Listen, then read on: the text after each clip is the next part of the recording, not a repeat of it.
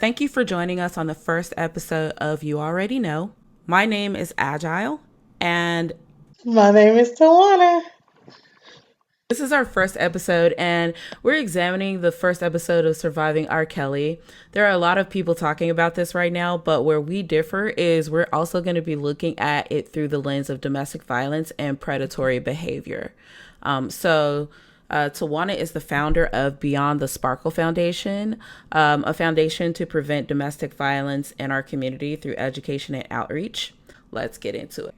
So, what did you feel about this first episode? Like, what are some things that you noticed? Some of the things that I noticed about the first episode was that all of the ladies were very young and impressionable.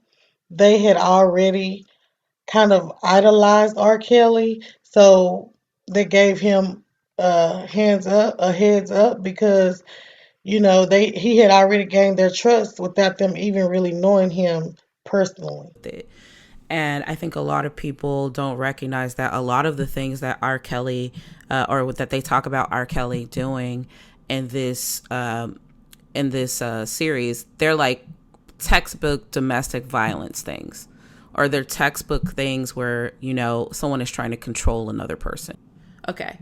The other thing, I hear or I'm reading on like Facebook or like Twitter, like people saying that they already knew this stuff and there was nothing new in there. And I'm like, there was a lot of new stuff for me. I did not realize the depths of, what was happening in his personal life with these children. Did you realize that? No, absolutely not. I mean, listening to the survivor story, it took me back 20 years. Like, what was I doing? Like, over these years, how did I miss all of this? So the heading, hiding in plain sight, I think that was absolutely the right heading because, you know, we listened to R. Kelly, we had no idea that these songs were based off of things that were happening to actual young girls. And, for me, I was around their age, so I couldn't really see what I was doing at that time that I was unaware of this all going on. I think that's fair, but I think we also have to remember that like the internet was not as ubiquitous as it is right now, right? Like, and within a moment, I can Google, or I know to Google to go to the Chicago Sun Times to read the old articles that Derogatis wrote about R. Kelly. But back then, I wouldn't have been Googling for that because I didn't even know these things were in court records. I didn't even know that this was what was happening. And I also want us to all acknowledge that 30 years ago, we were not having the same conversation about rape as we're having right now. We are having a new conversation about rape. We're getting much deeper into sexual assault. And even just 30 years ago, child pornography was not even treated in the same way that it's treated now. You are absolutely right. I mean, just thinking back um 10 years ago, if something like this happened in my community, you wouldn't dare, speak out about it. It was just the family secret, or it was just something that you couldn't talk about because you didn't know if people would believe you. You felt like you had to protect, the family, or people gonna look at you different. What did you do? You brought it on yourself, so you are right. I think a really common theme for me in the episode is like, it's the idea that this person who is manipulative and abusive won't actually be that way to you, or they won't be that way to your family. You know what I mean? Because like you can see that in Barry Hankerson, who is Aaliyah's uncle and also R. Kelly's manager. Now he knows that R. Kelly has a problem with girls because he actually, when he quit, he sent a letter saying like, hey man, you guys need to get R. Kelly some help. He has an unnatural obsession with girls, right? And then like with Sparkle, and I guess you could call her his protege, she introduced her niece, but it was all because they thought that R. Kelly had boundaries. that he could control who he was doing this to, which he could, I mean, because he was selecting victims, right? But he had no boundary. He didn't have the moral clock that they thought he had. He basically was very opportunistic in who he chose and why he chose them. After watching the episode and hearing the security gentleman say that he would send them out to go get girls, or hearing, that it's like picking out a pair of shoes, like a piece of property. I think that's like a really apt analogy. Just like when Javante Cunningham, who is his background singer, like we have a clip of that. She's his background singer, and she says that he told them to go out and find girls. I would hear different things, but I didn't realize what was going on at the time.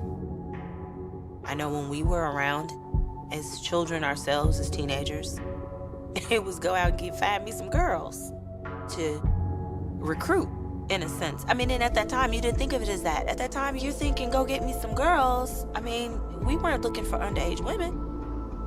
In our minds, we were just looking for girls. We were so stupid. Just so naive. I could see why they believe that, because they're all aspiring to be stars, and if he's promising them this, they're young and they feel like he's on the top of the chart, so he's this celebrity, and he could get them to where they want to be. Definitely, he definitely used his position in the community and his position as a music artist to kind of lure people to him. So it makes the Pied Piper name even like how apt R. Kelly. You already know these predators, they see a young girl, they see a weakness, they sense, something missing in their life. They convince them that they can fulfill whatever it is that they longing for. And, they, like she said, I can't breathe. It's like, it's so, it's bringing back so many memories. And it's just, I can definitely understand, why these survivors decided to speak out now. I feel like Miss Pace really trusted him. She saw this opportunity to, say, let me find out for myself that this person is not who they claim to be. She idolized him. She didn't want to believe that he was this person, and yet he took that and still turned around and chose to abuse her and victimize her. Yeah, I mean, there was no limit. I think he just saw opportunity and moved in where he did. And that kind of like leads to the whole setup. Like, so they talk about R. Kelly's early years. They set the whole episode up by getting to R. Kelly's history. Like, R. Kelly himself was like this very shy kid. He survived sexual abuse by a member of his family and someone in his community. He didn't have much confidence until he picked up music. And then, like, in his late teens, he meets Gavin Christopher, who's a musician from Chicago, and is introduced to other people in the music circle. And he enters a music contest and he wins. And he is introduced to the other musicians in Chicago and starts getting his career underway. And what you will notice in all of that is that during this time, Gavin Christopher or whoever else, all of these men who were around R. Kelly did not molest R. Kelly because he wanted fame. Because R. Kelly did want fame. R. Kelly was doing the thing that people that want fame do. They were going out, trying to promote themselves, trying to connect with people in the industry. And instead of people connecting with R. Kelly in the industry and sexually assaulting him, which is what he did to a number of these girls and some of the women, these people actually helped him achieve his career. Right? So whenever I hear people saying, well, they shouldn't have wanted fame, look at R. Kelly. He was thirsty for fame, as anyone would be if they grew up in poverty and had some serious talent and were trying to like improve their lives. And to touch on that, I feel like, he knows, how hard it is, growing up in, lower economic, community or I know, I get it. Like, yes, he definitely he definitely knew how difficult it was to grow up in that community or in a community like that, right? But that he also chose to make that his hunting ground. He didn't go to like the most upper class ritzy areas of Chicago. He went specifically to the places that he had grown up to find these girls. And the thing that bothers me the most is that while he's hiding in plain sight to, us young girls at the time, he's making it look easy for other guys his age, to go out and pray within the community, to do the same thing and make it look like it's okay. Like during his 2002 case, I think the judge actually says to him, like, you are a role model, whether you want to be or not. People are looking at you, and that's signaling to them what they can and can't get away with. And I mean, he was absolutely correct about that. The judge was right, to say that he's, a role model whether he wants to be or not. And for me, I feel like he didn't uphold his responsibility or utilize his platform, regardless of, his upbringing or his struggles or what he went through. If he wanted to give back to the community in a positive way, it wouldn't have been by causing so much pain and, so many victims' lives have been changed, just from wanting to pursue a dream, You already know, like, this is a tough subject for me, and, in watching this documentary, it was surprising to find out how many victims, that actually came forward and how many hush settlements that went on behind closed doors. It's just mind-boggling. I want to like just focus on the fact for a moment that like R. Kelly himself was like sexually abused as a child. So like during the documentary, Carrie Kelly, who is R. Kelly's younger brother, admits that he was sexually assaulted as a kid, and that the molestation went on for years. And he deserves recognition for standing up in his truth. That something like that hurt him as a child, because a lot of times what happens is, especially with little boys, we try to get them to say that they enjoyed it, or that we try to tell them that they were lucky. But he was clearly hurt by it, and it clearly damaged R. Kelly as well. And when Carrie went to go tell people in his family about it, and specifically his brother R. Kelly, he was shut down, and the family didn't believe him. And even though they were just kids in this situation, right? That was Carrie's test. He knew at that point he could not tell anybody else in the family, right? So like, I think we should think about that R. Kelly himself was being abused and had no one to disclose to. Carrie was being abused and had no one to disclose to. You don't hear stories about his brother Kerry, who was also molested, going out and picking up all these young girls and bringing them back and crushing their dreams and taking their innocence, and sending them back to, you know, their families broken. As a person who had been victimized, he also learned how to victimize others. He shared his assault with the one girl, Gerhonda Pace. He shared his assault with her, but it was just as a manipulation tactic.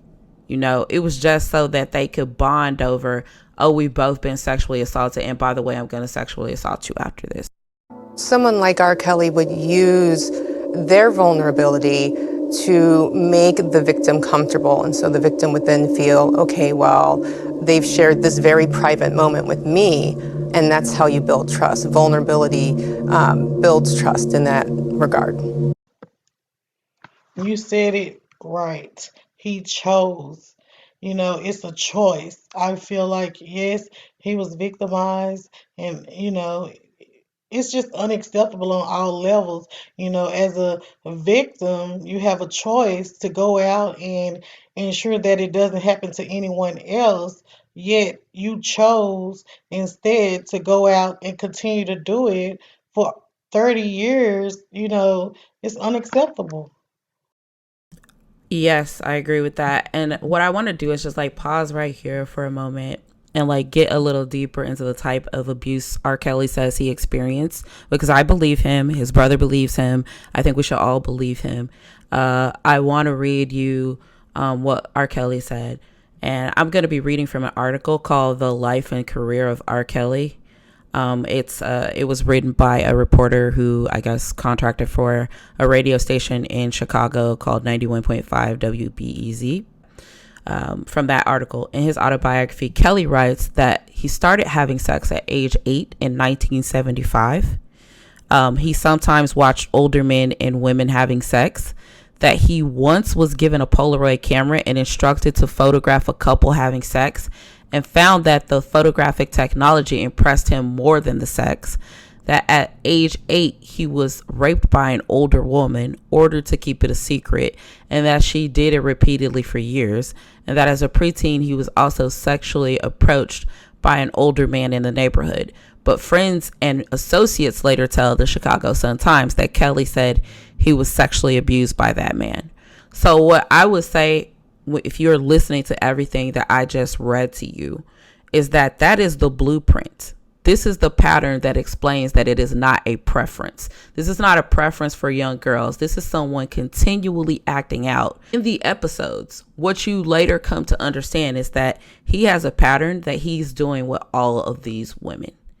Every single one of them, there's a pattern. What we heard about on that tape is only the tip of what R. Kelly actually does when he's training someone to be his pet. I just can't believe he got away with this for so long. I understand, and I can empathize and identify with some of the things that you read that he went through, but I just feel like why didn't why is it that everybody's, we have to believe him, right? So why is it that everybody's not believing these girls? Why do they have to produce receipts? Like, why is it that they have to be gold diggers or they have to be all of these things, after his money or after fame? Why can't it just be what it was? He took advantage of them. Another thing about this, just keeping on to the same topic, is that like over and over through the course of this documentary, you will consistently hear about R. Kelly's obsession with recording himself. He admits to someone on his team at one point that he has a problem and can't stop recording himself with girls. And as a child, R. Kelly's exposure to sexual abuse contributes to the way that he abuses women and girls. And it contributes to the way that he thinks about sexuality and what the purpose of sex is. And he even admits that himself in that interview with Tavis Smiley. So in this clip, it's Tavis Smiley interviewing R. Kelly about the sexual assault that he experienced in his childhood. At 8 or 9 years of age, you talk in the book about how exposed you were to sex. You saw it. There were adults who should not have been, but were coming on to you, even when you were a child. What did that do to you, to be exposed to sex at that early age? Well, I'm not going to throw any of my people, my family under a bus, but I feel I owe my fans at least enough for them to have an understanding of what I went through.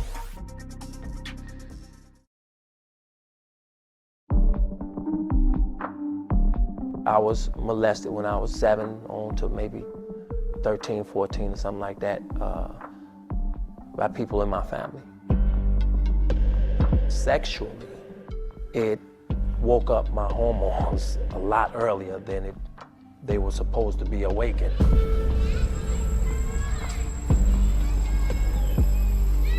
When you're a child, you don't really know. You only see and you learn. and you try to figure it out, it enhances your curiosity before it's time.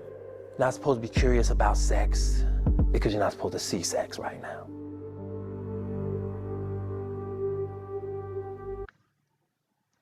It sounds like to me that it's kind of like giving an excuse. It's like this is the reason why I'm doing what I'm doing. I don't know if I hear it as an excuse. I hear it just as like, I mean, obviously it was an excuse because he is on a media tour. Everybody should be well aware that when you see R. Kelly or any celebrity on the TV speaking to you, there has been a lot of preparation that has gone into how to answer those questions. So no celebrity is speaking off the cuff or off the hip or whatever when they're doing an interview that's trying to, basically rebuild their career. There's a lot of practice that goes into that. They do practice questions. It's just like it would be no different than if it was a politician who had to go on TV and give an interview. They are supposed to practice. So these are practice answers for sure. But to me, it's not an excuse, but it does actually show you something about the pattern that even R. Kelly cannot see, right? Because when you are a predator, a lot of times you convince yourself that what you're doing is not predation. You are not preying, but you are just doing, what is allowable. Everybody does this thing because you're so good at manipulating people. You're even good at manipulating yourself. And also, the part that he mentioned about hormones being, awoken earlier than they should have been, that may be the case, Um, if that is the case, then it sounds like he knew himself that he needed help. And maybe that's something that, he should have done. Took the opportunity to say, instead of reaching out to his, you know, assistant who's not a professional, reach out to someone that could actually help him. Them now, people out here saying, oh, these women, they just telling their stories now to get a check or, for the money, or they chose to, sleep with him. I feel like it's baloney. Like, it's not about a check, because if that's the case, it's just frustrating because, you know, they are being ridiculed for wanting or accepting settlements. Yet, how else are they supposed to pay for their treatment? How else are they supposed to receive the help that they need to prevent them from continuing a cycle that, they could potentially, continue from his influence? Absolutely. And not just that, but like, why are we identifying with the person who's paying the settlement? Right? Like, that person is paying the settlement because they're agreeing that something they did harmed this other person and they don't want that to get out to the public. And we're saying, oh, well, don't take that money. Don't take anything from him. Why? He's taken so much from them. And that's the reason why courts exist. That's the reason why arbitration exists. That's the reason why settlements exist. I don't know why we would want these women to live by a code of what makes the abuser feel more comfortable, because I'm pretty sure R. Kelly would have a lot more money had he not paid any of those settlements. So that's what his gripe is about how he had to pay. So why are we siding with him on how he had to pay, not on that was him or his team, at least, by having him pay some sort of restitution for ruining their lives? I mean, restitution is a part of the justice system. It's there for a reason. You know, like I told you before, wounds heal, but the scars, they still exist. So it doesn't matter how much money they receive. The scars will forever be there. Their lives will forever be changed. And they still, really didn't have the opportunity to become the star in the way that they were dreaming of. They wanted to use their talents, and yet they have to become popular or gain notoriety from being victims. It, like, it seems like he purposefully did not do anything with any of their careers in order to like keep them attached to him. Because if they had careers, then they would be independent. They would have their own money. They wouldn't need to be around him, right? It seems like he definitely was not thinking about, in the long run, any of their talent, any of the things that they could do. He was just about doing what he wanted to do. That goes back to, wanting to, take them and use them like a piece of property, making them feel owned by him, obligated to call him daddy, to, put their heads down when someone else walk in the room, not to speak, It's like, when did that become okay? Like, how do you, as a public figure, use your stardom or your fame or your money to manipulate young girls into, feeling like you're their world? Like, I heard one of them say that she felt like he was her world. And you often hear that same sentiment from people who are in domestic violence relationships or people who are in relationships that are having emotional abuse, is that this person has become their world. They believe what this person is telling them. This person is telling you the hierarchy. He's schooling you to the game. And absolutely incorrect. He's schooling you to one form of the game where he is in control. He is your daddy. He is a pimp figure almost. He is the one who is humiliating you by forcing you to have sex with other men or coercing you to have sex with other men that you do not want to have sex with, because it's all about power.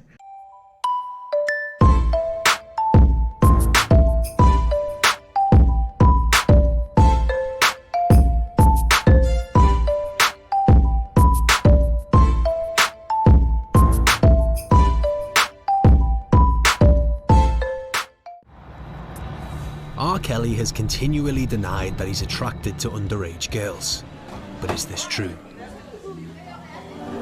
Hey, are you Lavelle? Nice to meet you, man. I'm Ben. Hey, how you doing? How's it going? I heard you know a guy called R. Kelly. Yeah, somewhat. Lavelle Jones was a backing singer during the tour of R. Kelly's first album, 12 Play. Here they are on BBC's Top of the Pops in 1994. Who is the real R. Kelly to you? R. Kelly, man, he's conflicted. I mean, he's a very spiritual person, but he's a little perverted. When you talk about the craft and the music, he's a genius and somebody that any budding artist would love to be around. But on the other hand, you've seen some sides that were ugly. You know, the problems with the young women, and he's very controlling. It's kind of conflicted. It's almost like Jekyll and Hyde. When you say problems with the women, I mean, what does that mean? Like, what did that mean when you were with him as a background singer? He treats young ladies as controlling, uses his star power.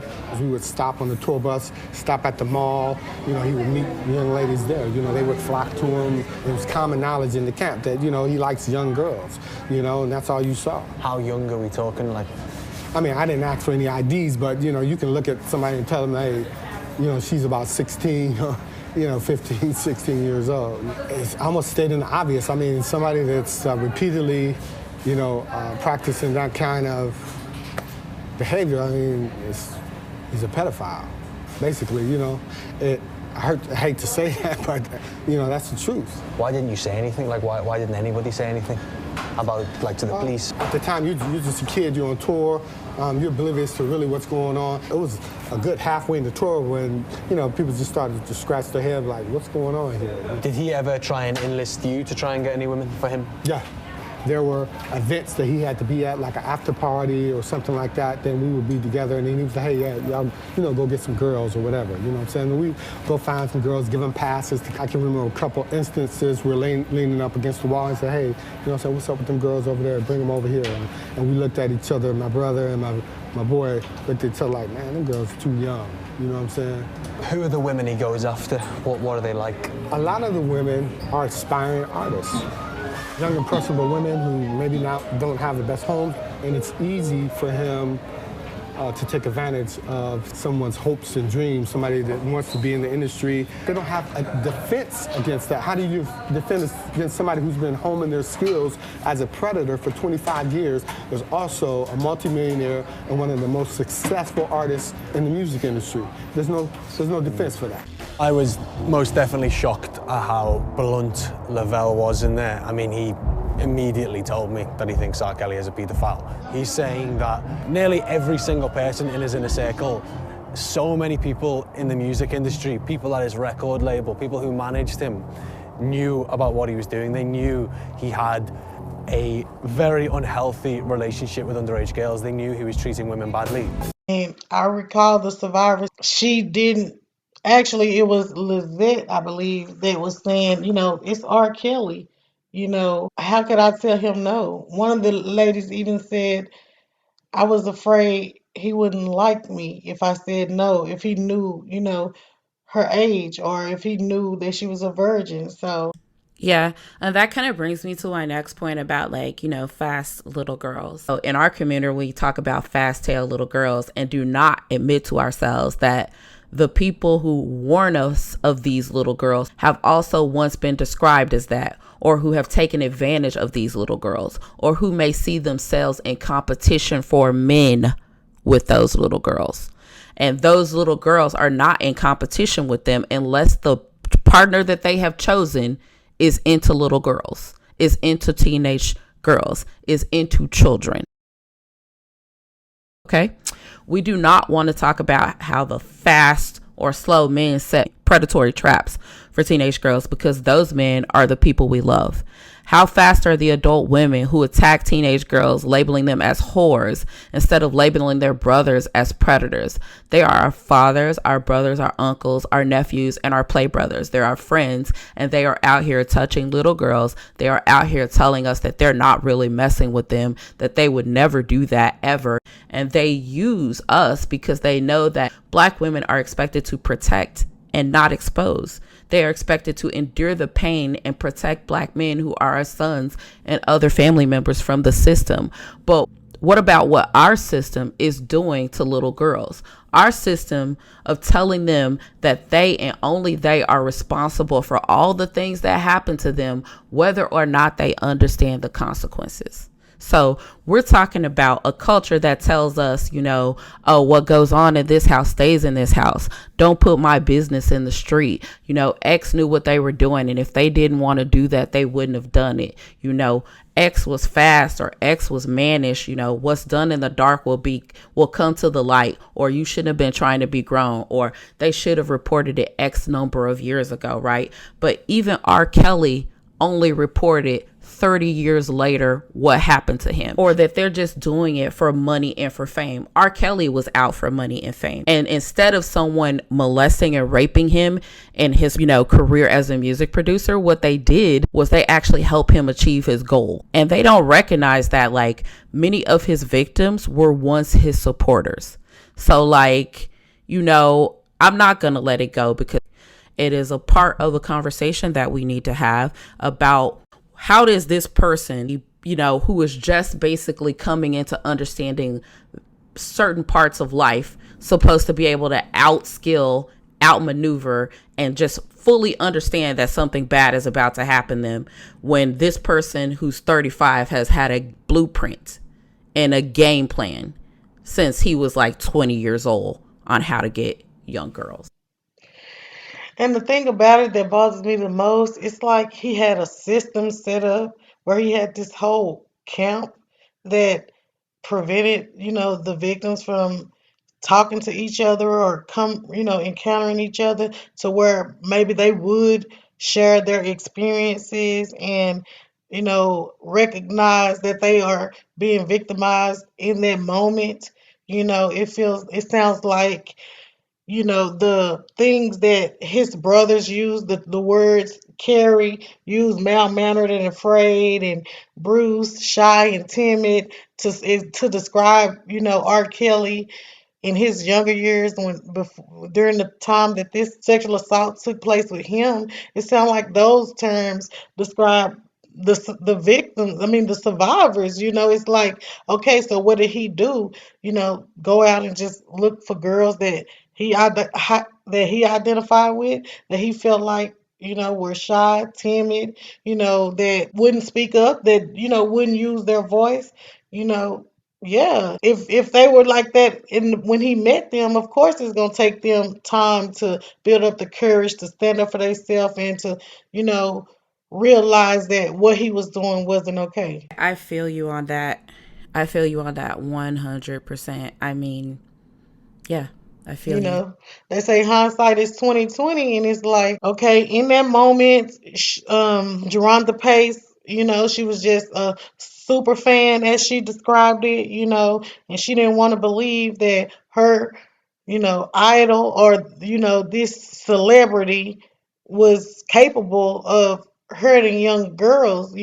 His appearance and his public behavior didn't display that. So I definitely believe that he hid, these qualities, and portray himself to be this caring and loving person that they could trust, and like used it to build them up and get them to where he wanted them to be, wrapped up in him, and then turn them down as she described. Yeah. And then, I mean, like, I just want to go right back to like talking about how we're seen and how we're treated in the country, because like in 2017, there was a study released called Girlhood Interrupted: The Erasure of Black Girls' Childhood. It identified several well researched reasons for the disparity of why people believe that Black girls are sexually mature and aggressive, and how they know things and how they're less innocent and they're more developed. And so Black girls, according to this study, are adultified, sexualized, and deemed overly aggressive from a young age. And they identified this happening with little girls as young as 5 years old.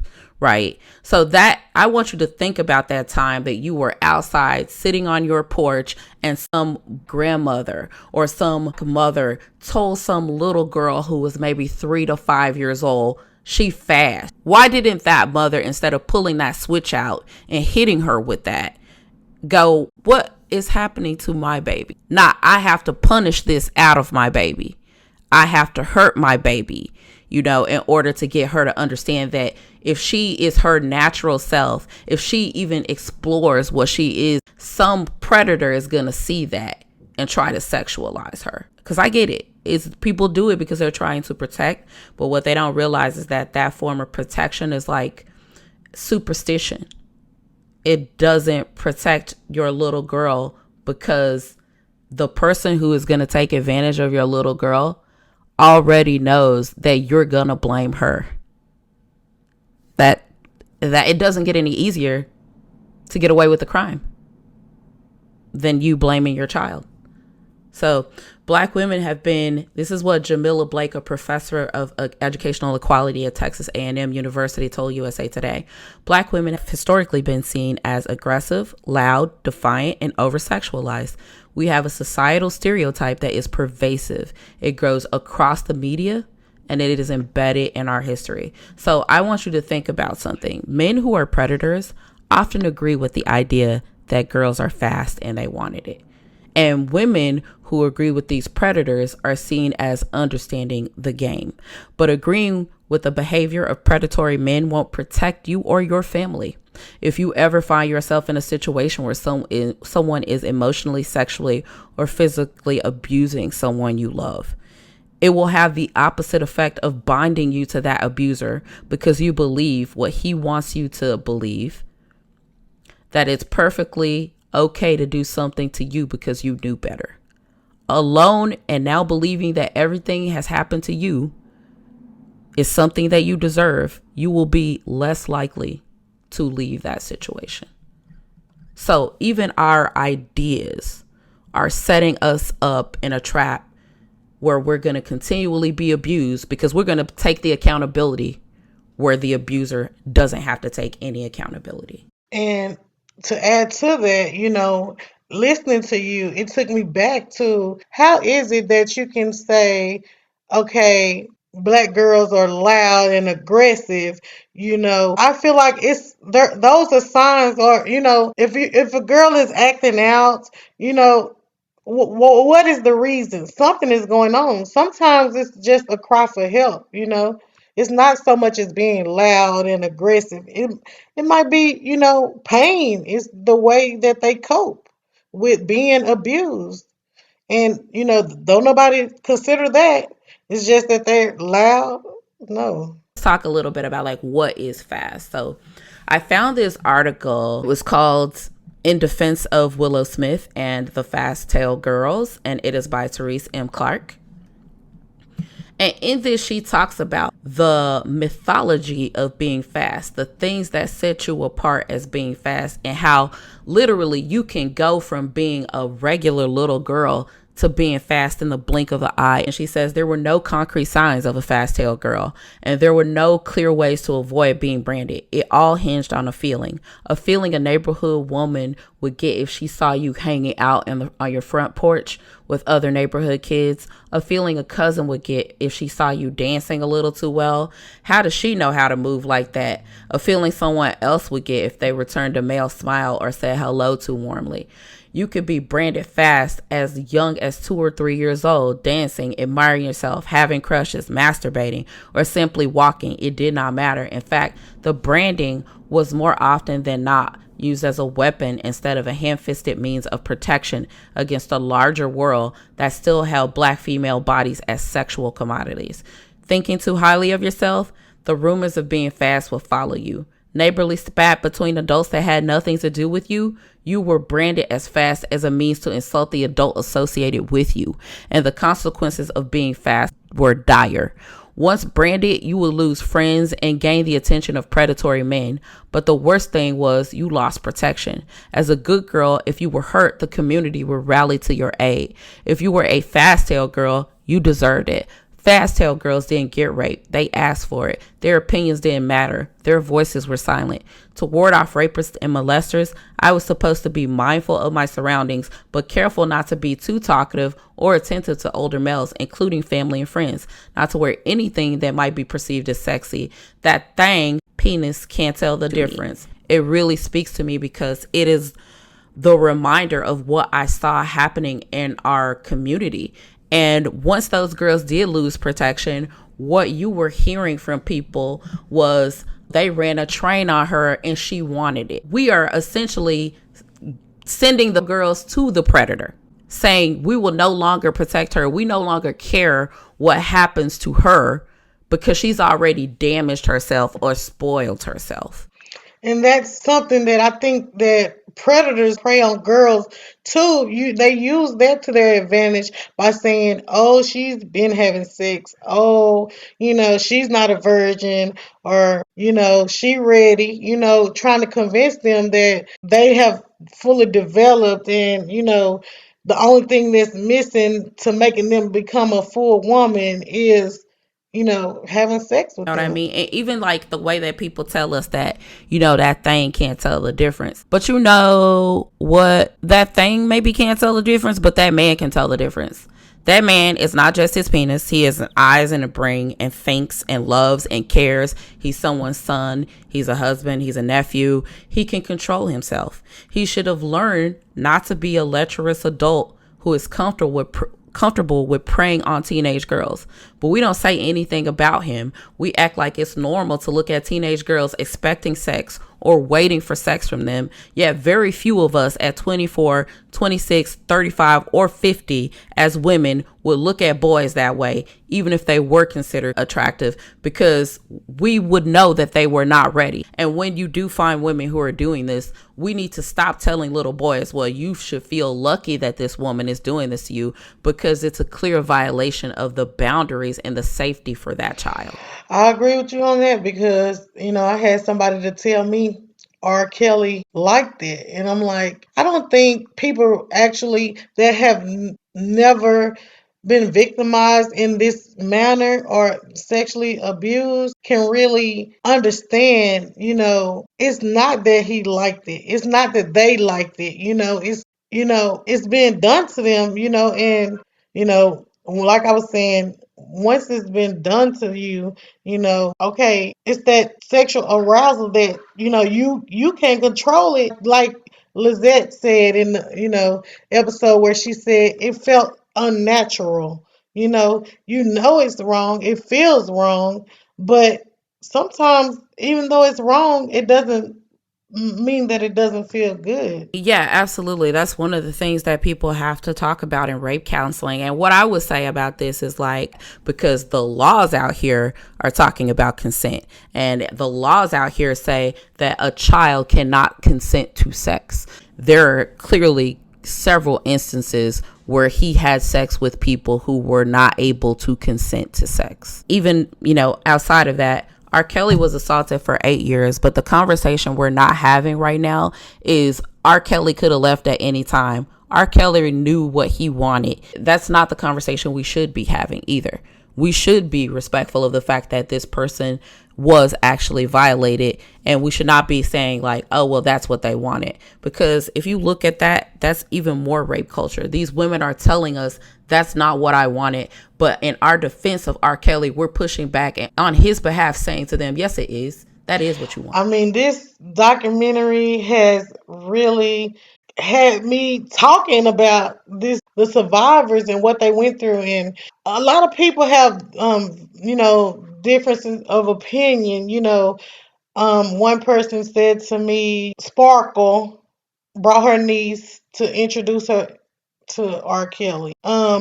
Someone said to me, like, it was like for a setup, like it was for a chick, or it was you already knew what she already knew what he was capable of, but yet she still exposed her niece to him. So some of these situations could have been prevented. Some of these situations definitely could have been prevented. Sparkle repeatedly said she did not think that that would happen. Aaliyah's uncle repeatedly said, because he introduced Aaliyah to R. Kelly when she was 12, that he did not think that that would happen because they thought, because they knew R. Kelly, it would protect them from him being the type of person who would go after their kids or their family members. That was a mistake. They shouldn't have thought that. You act like there was some sort of something in his songs that said, yes, little girls, come to me and you will get herpes. Yes, come to me and I will give you mononucleosis, which turns into Guillain-Barré disease, which almost paralyzes you for your life. Like, yes, these people made mistakes, but these people are saying, hey, I made a mistake. R. Kelly has never admitted to those mistakes, and you are firmly defending him, even though there's proof, there's receipts, there's papers, there's court cases. There's a lot right there that you can look through that will clearly show you that this man had a pattern of abusing little girls and women. And it just goes to show the survivors felt like their complaints, not their complaints, let me take that back, their victimization would be, ignored or would be falling on deaf ears. They, felt like if I speak up, I'm going to have to take the blame. It's going to be my fault. They probably, I mean, I can only imagine, what they were going through, the turmoil to know that this person took advantage of me. And the first thing that somebody's going to say when I tell them is that it's my fault. I chose to be in that situation. I mean, I knew that R. Kelly was going to be walking through the mall on this day, so I purposely went there. That's not okay. Right? I mean, like, why is there a conspiracy against R. Kelly? Right? Like, this is what R. Kelly is asking you to believe. He's asking you to believe that he's so powerful and so talented, and that a government or a mysterious white man or somebody they is trying to take him down. And you are actually going along with that and going, you know what, R. Kelly, I believe you, because that's what they always do to all of our great singers. No, that is not this man is not Martin Luther King or Malcolm X or anybody else. Fred Hampton, he is not. Let's not even equate him with being some sort of socially conscious leader, because that's not what's happening. So then you have to ask yourself, well, why would all of these people be saying this? They saying it because it's their truth. It's what happened to them. Only they can tell their story. When a person has been victimized, we don't have the right to try to tell them what happened to them. We don't have the right to try to say that they asked for it or they should have prevented it. A friend of mine was saying, each survivor, well, they told you like how it ended. They just packed their bags and they left. So they could have left at any time, but they just chose to stay.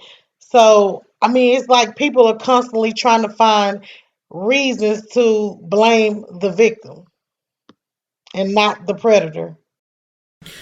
Absolutely. And you know what else? They're right. These ladies did pack their bags and leave, but a lot of times they had to sneak away when they were packing their bags and leaving. They had to coordinate plans of how they were going to leave. That doesn't sound like somebody who is in a relationship where it's easy to leave. If you have to plan, when we talk about domestic violence and safety planning, that's what they have to do to be able to leave a place. It's like, okay, I know what day he goes out. I know when his assistant isn't going to be there. Okay, this is what I'm going to do in the meantime. If you think that's an easy way to leave, because to me, an easy way to leave is walk out of my door and I leave. I don't have to plan where my husband is going to be so that I can leave.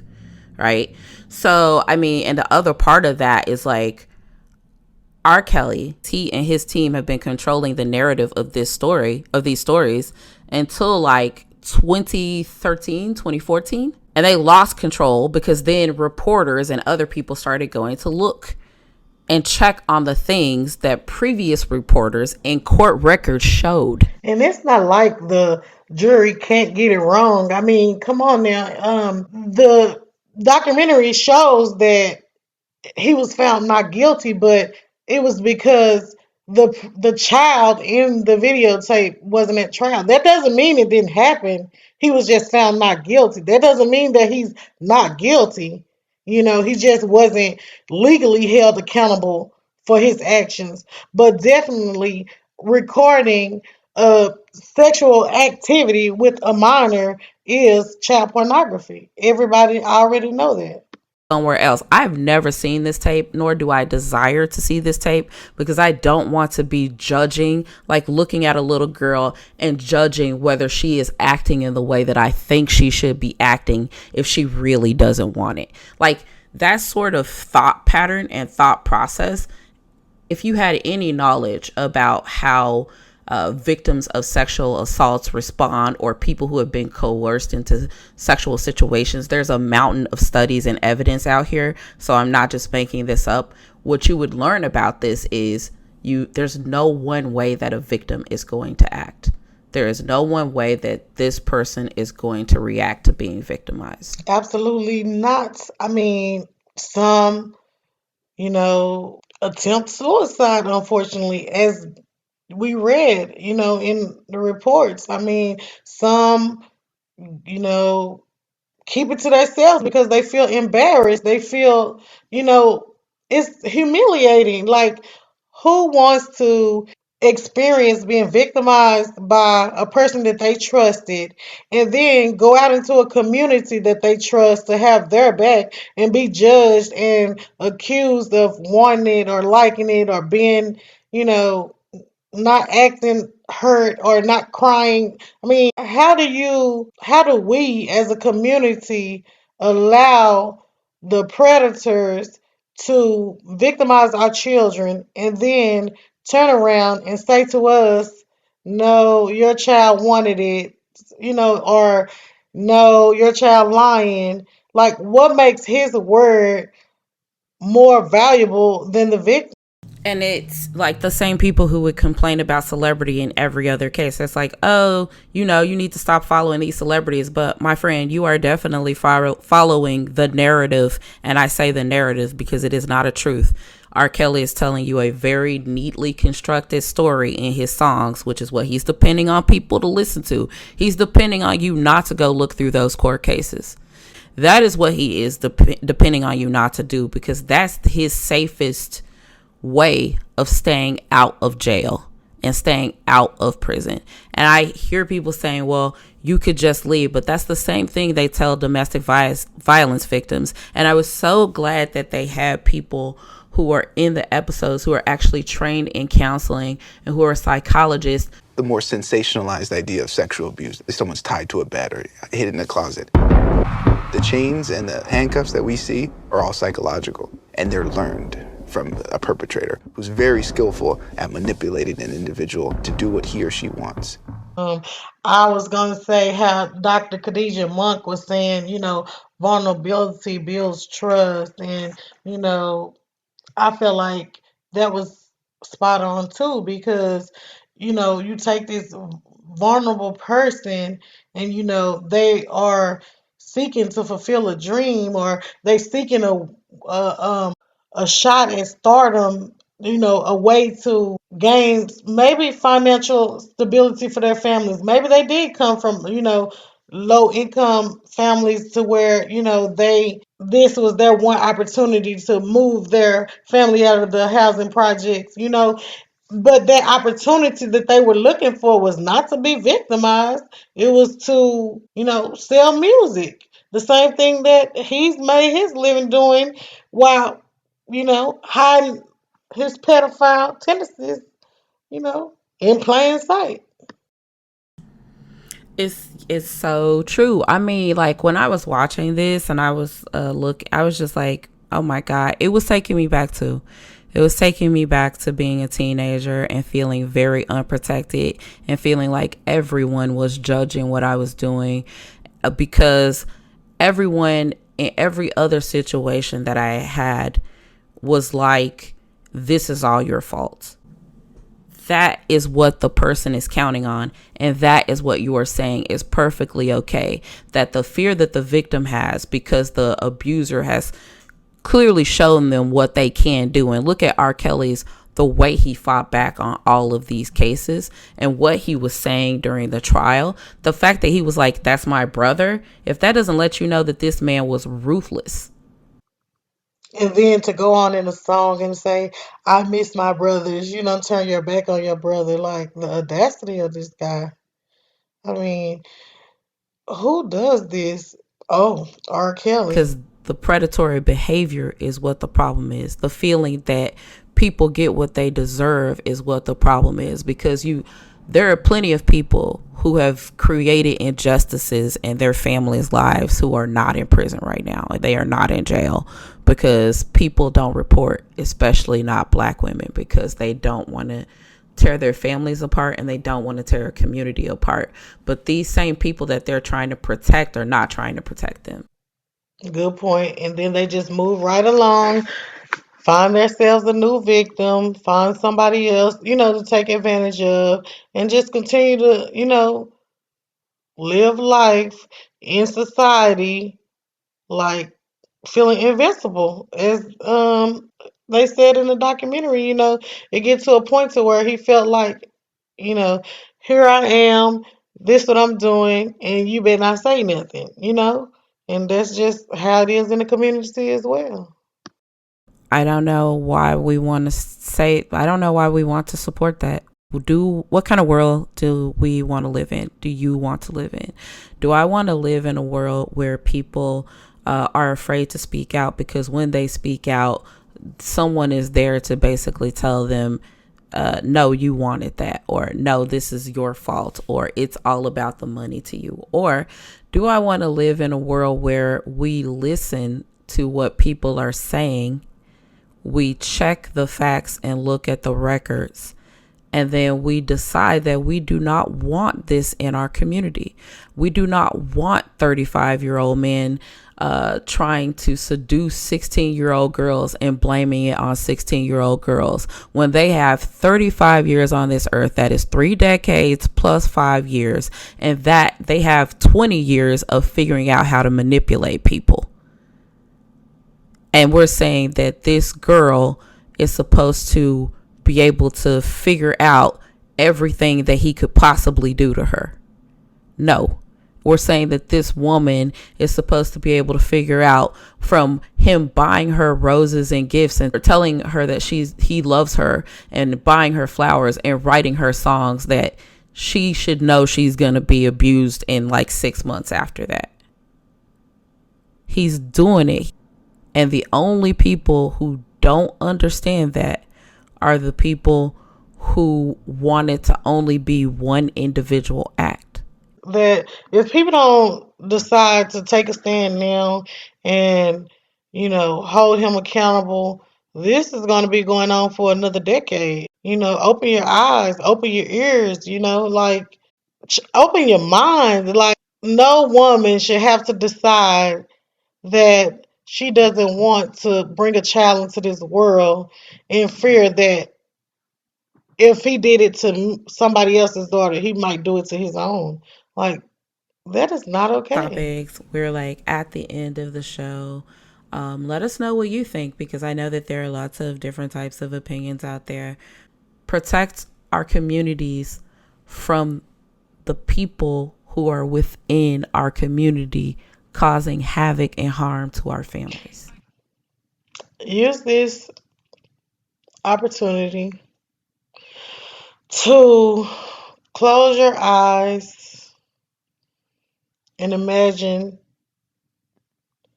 being that 12-year-old girl, inspiring to be a star, having that one shot, taking that one shot, just to find out that it was non existent, just to find out that it was a way to steal your innocence. Show these survivors that they are not alone. Until next time, you already know. Stop hurting our little girls.